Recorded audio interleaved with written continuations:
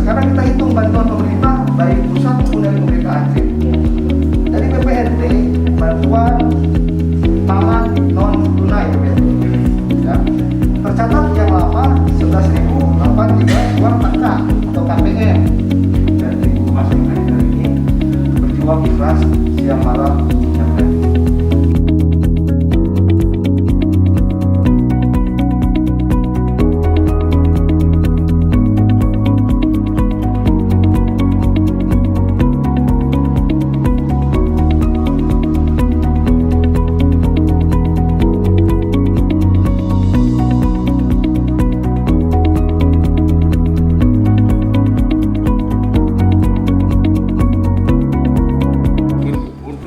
Bantuan COVID Corona ini di Kabupaten Abdian berjumlah 14.005 KK atau KPM yang terdiri dari 13.092 bantuan BPNT ditambah data baru yang baru-baru ini dikeluarkan oleh Kementerian Sosial menjadi 56.020 jiwa.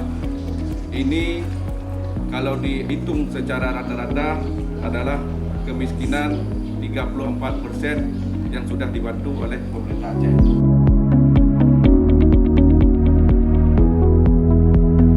Kesempatan yang berbahagia ini kami atas nama pemerintah Kabupaten Aceh Barat mengucapkan ribuan terima kasih yang terhingga kepada Pak Gubernur ini selaku Kepala Pemerintah Aceh